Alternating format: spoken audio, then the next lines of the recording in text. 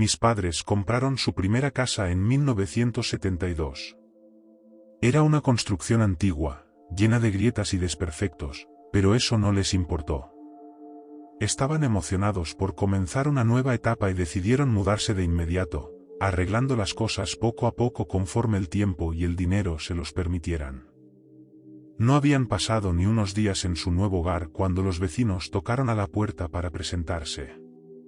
Fueron amables, pero la conversación pronto se tornó inquietante. Les contaron a mis padres que los anteriores propietarios habían dejado la casa tras un divorcio devastador. Habían perdido a su segundo hijo, una tragedia que los destruyó. El bebé murió en la cuna, sin explicación aparente. Desde entonces, la relación entre los esposos se desmoronó hasta volverse insostenible. Mis padres estaban consternados. Mi madre, recién embarazada, se estremeció al imaginarse en esa situación. El solo pensar en la fragilidad de la vida del bebé que llevaba dentro la dejó inquieta durante días.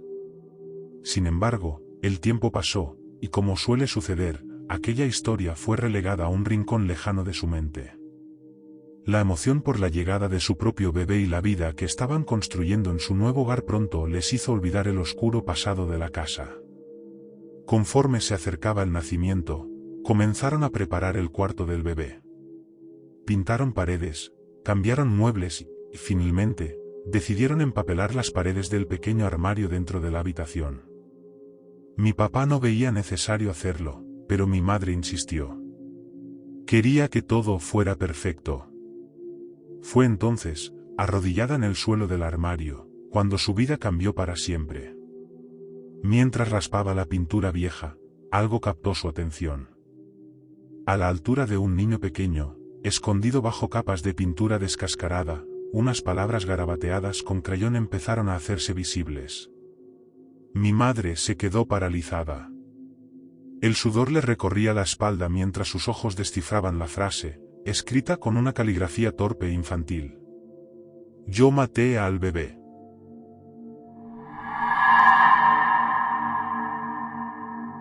Cuando era niño, solía pasar mucho tiempo en una vieja casa que servía como sede para una pequeña compañía de teatro en la que trabajaba. Ese lugar tenía una reputación, una que pocos mencionaban en voz alta, pero siempre se dejaba sentir en susurros nerviosos entre bastidores. Varias personas aseguraban haber visto cosas que no deberían estar allí. Sin embargo, una historia en particular se repetía con más frecuencia que las demás, la de una gata espectral que, según contaban, se aparecía a quienes tenían la desgracia de cruzarse con ella. Avancemos unos años. Mi novia y yo nos estábamos quedando en esa misma casa por unas semanas mientras trabajábamos en una nueva obra. Ella, aún recién involucrada en el teatro, no conocía ninguna de las historias que circulaban sobre el lugar, ni sobre la misteriosa gata. Había una gata real viviendo allí en ese momento, una que llamaban Pelusa, pero siempre dormíamos con la puerta de nuestra habitación bien cerrada, ya que ambos éramos alérgicos. Una noche, me desperté cuando mi novia, a mi lado, se levantó abruptamente de la cama. Medio dormido, la escuché murmurar, confusa, vamos, Pelusa, sal de aquí. La vi agacharse, como si intentara recoger algo del suelo. Pero de repente, jadeó de sorpresa. Un segundo después, estaba de vuelta en la cama, visiblemente inquieta. A la mañana siguiente, mientras tomábamos el desayuno, me contó algo extraño. Tuve un sueño muy raro anoche, dijo, mirando su taza de café con el ceño fruncido. Escuché la puerta abrirse y pensé que Pelusa había entrado en la habitación. Me levanté para sacarla, pero, cuando fui a tocarla, simplemente desapareció, como si nunca hubiera estado allí. Fue tan raro que asumí que estaba soñando. La observé por un momento, dándole vueltas a lo que había dicho. Entonces, sin pensarlo demasiado, dije, creo que en realidad te encontraste con la gata fantasma. El rostro de mi novia se tensó, y me lanzó una mirada incrédula. ¿Qué gata fantasma?, preguntó con un tono nervioso que no había escuchado antes. Le conté la historia, cada detalle de lo que los antiguos miembros del teatro solían murmurar entre ellos, de esa gata blanca, de pelaje corto, que varios aseguraban haber visto vagar por la casa. No se parecía en nada a Pelusa, que era gris y de pelo largo. Noté cómo su expresión cambiaba a medida que hablaba. Cuando terminé, mi novia estaba visiblemente inquieta. Lo que vi anoche no era gris, dijo en voz baja. Era blanco. Pensé que la luz en la habitación me había confundido, pero ahora no estoy tan segura. Nos quedamos en silencio, el aire entre nosotros se volvía pesado, cargado de una tensión nueva. Lo que había comenzado como un simple sueño ahora tenía un peso distinto, más oscuro, más tangible. No fue la historia más aterradora del mundo, lo admito, pero en ese momento, en esa casa llena de ecos y susurros, nos pareció más real que cualquier otra cosa.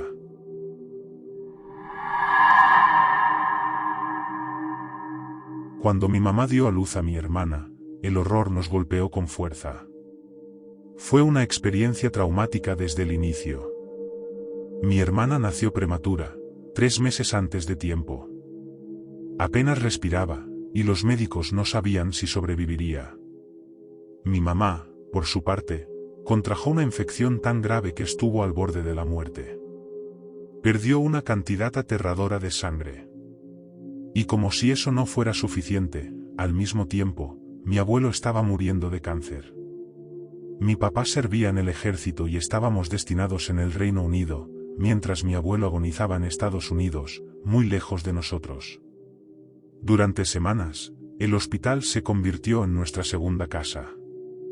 Mi mamá y mi hermana permanecieron allí por lo que pareció una eternidad. Los médicos hicieron todo lo posible por aislar a mi madre de más estrés, su cuerpo ya no podía soportarlo. Por esa razón, no le dijeron toda la verdad, ni sobre el estado crítico de mi hermana ni sobre mi abuelo, que estaba consumido por el dolor. Finalmente, mi abuelo decidió acabar con su sufrimiento de una manera que nunca imaginamos, se quitó la vida. Mi papá no tuvo el valor de decirle la verdad a mi mamá. Los médicos y las enfermeras, conociendo su delicada situación, también optaron por callar. Pero lo que no pudieron prever era lo que estaba por ocurrir. Una noche, mientras mi mamá yacía en su cama del hospital, débil y confundida, despertó con una extraña sensación. Sentía una presencia en la habitación. Al abrir los ojos, vio la figura de mi abuelo. Estaba de pie, al final de la cama, con la expresión calmada y una leve sonrisa. Le dijo que todo estaría bien, que mi hermana estaba a salvo. Mi madre, en su agotamiento, pensó que él había viajado hasta el Reino Unido para estar con nosotros, que había venido a apoyarla en este momento tan oscuro. Su alivio fue inmediato, pero también inquietante. Porque no podía saber lo que nosotros ya sabíamos, mi abuelo no estaba allí, al menos no en vida. No era la primera vez que algo así le ocurría a mi mamá. Años después, cuando su propio padre murió, experimentó algo similar. Esa sensación de ser visitado por los muertos es algo que no puedo ignorar, sobre todo después de lo que viví recientemente. Hace poco, el papá de mi prometido falleció. En los días posteriores a su muerte, sentí su presencia con nosotros, tan fuerte que era casi tangible. Era como si estuviera observándonos, acompañándonos en nuestro dolor. Durante 3 días enteros, lo sentí cerca, vigilante, como si no hubiera partido del todo. Pero al 4.º día, esa sensación se desvaneció, como un susurro en la oscuridad que desaparece antes de poder entenderlo completamente. Sé que algunos podrían decir que fue solo el duelo jugando con mi mente, pero lo que sentí fue real. Era una certeza que no puedo explicar ni olvidar. Después de la experiencia de mi mamá, no tengo dudas. Los muertos visitan a los que dejan atrás. Vienen a tranquilizarnos, a asegurarnos que, aunque su cuerpo ya no esté, su espíritu sigue ahí, al menos por un tiempo.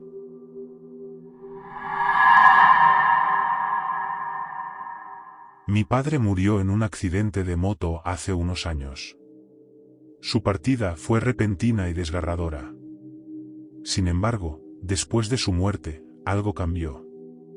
Regresé a la casa familiar poco después, y fue entonces cuando las cosas extrañas empezaron a suceder, todas concentradas en mi dormitorio.